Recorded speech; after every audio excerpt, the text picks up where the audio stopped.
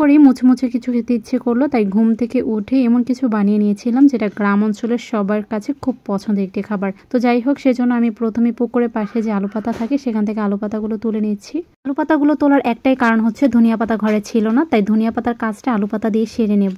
আর এই রেসিপিতে কিন্তু ধনিয়া পাতা দিলে অনেকটা টেস্ট আসে। ধনিয়া পাতার জায়গায় শাক অ্যাড করাতে কিন্তু টেস্টটা আরো ভালো এসেছিল আমার কাছে মনে হয়। তো কিছু সামান্য পরিমাণ তুলে নিয়েছিলাম আলু পাতা, আর এটাকে পানি দিয়ে সরাসরি ধুয়ে নিচ্ছি। আর তারপর হচ্ছে হাত দিয়ে চেপে পানিটা ফেলে দিচ্ছি। ফেলে দেওয়ার পরে কুচি করে নেব। আর এখানে একটি মিক্সিং বাটির মধ্যে 1 কাপের মতো চালের গুঁড়াটা নিয়ে নিয়েছি। আর চালের গুঁড়াটাকে নর্মাল পানি দিয়ে আমি ভিজিয়ে নেব। তার আগে হচ্ছে স্বাদ মতো লবণ দিয়ে দিলাম, আর অল্প অল্প করে পানি দিয়ে একটা পাতলা ব্যাটার বানিয়ে নেব।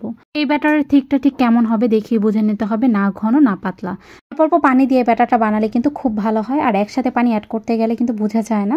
এই রেসিপিতে নর্মাল পানিটা অ্যাড করাই কিন্তু আমার বড় একটা সমস্যায় পড়তে হয়েছে, সেটা আপনাদের সাথে শেয়ার করব। তবে বলে রাখি যে আমি এটা প্রথমবার বানিয়েছি, তবে প্রথমবার বানানো থেকে আমার অভিজ্ঞতা থেকেই আপনাদের বলছি যে এখানে কিন্তু একটু কুসুম গরম পানিটা অ্যাড করে বেটার ছিল। তো যাই হোক, এখানে আলু পাতাগুলো কুচি নিয়েছি, কিছুটা পেঁয়াজ কুচি, কিছুটা কাঁচামরিচ কুচি, আর কিছুটা পেঁপে কুচি নিয়েছি। তবে আপনারা চাইলে এখানে গাজর বা অন্যান্য সবজিও অ্যাড করতে পারেন। তো একটু পাতলা পাতলা করেই হচ্ছে পেঁপেটা আমি কেটে নিয়েছিলাম, আর এখন হচ্ছে এই ব্যাটারের সাথে মিশিয়ে নিচ্ছি। তো সবজির পরিমাণ আমি একটু বেশি দিয়েছি, তবে আপনারা চাইলে আর একটু কমও অ্যাড করতে পারেন। তবে বেশি সবজি অ্যাড করলে কিন্তু খেতে অনেক ভালো লাগে, সেজন্য বেশিটাই অ্যাড করেছি। চুলায় একটি পাতলা কড়াই বসিয়ে দিয়েছি। কড়াইটাকে খুব ভালোভাবে গরম করে নেওয়ার পর কিছুটা পানি ছিটা দিয়ে দিলাম, আর ব্যাটার দিয়ে দিলাম পরিমাণ মতো। তারপর হচ্ছে এই চামচটা দিয়ে ছড়িয়ে দিয়েছি। আর দেখি এখন বুঝে গেছেন যে আমি চাপটি বানাচ্ছি।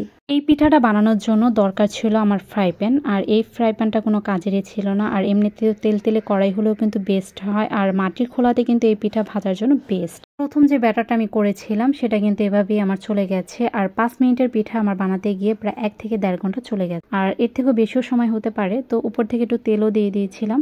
আর এখন তো দেখতেই পাচ্ছেন ফ্রাই প্যানে পুরাই লেগে গেছে, ওঠানোর চেষ্টা করছি, পারছি না। তো এবারও কিন্তু আমি ব্যর্থ হয়ে গেছি। তারপর আমার কাছে মনে হলো যে না, এখানে নর্মাল পানিটা না, একটু কুসুম গরম পানি অ্যাড করা দরকার ছিল। এই ব্যাটারটা তো আমার নষ্টই হয়ে গেছে।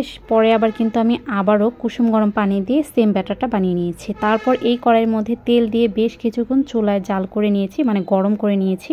তারপরে কিন্তু পানির ছিটা দিয়ে ব্যাটারটা পরিমাণ মতো দিয়ে ছড়িয়ে দিয়েছি, আর ঢাকনা দিয়ে ঢেকে কিছুক্ষণ পর এখন দেখতেই পারছেন কি সুন্দর মতো উঠে গেছে।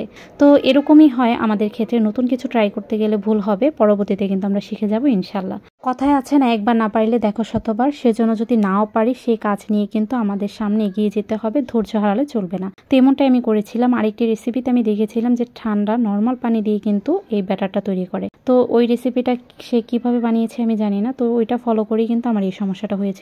তো খুব ভালোই লেগেছে পরবর্তীতে বানিয়ে, আর এভাবেই হচ্ছে আমি 4-5টা বানিয়ে নিয়েছিলাম। মাকে দেখতাম খুব সুন্দর মতো চাপটি ভাজতো, তো সেই চাপটিটা যেভাবেই ভাজতো না কেন খেতে অসম্ভব মুচমুচে আর মজা হতো। তখন যদি একটু জেনে রাখতাম যে সে কিভাবে ব্যাটারটা বানাতো, তাহলে আজকে আর এই সমস্যাটা হতো না। সবাই ভালো থাকবেন, আল্লাহ হাফিজ।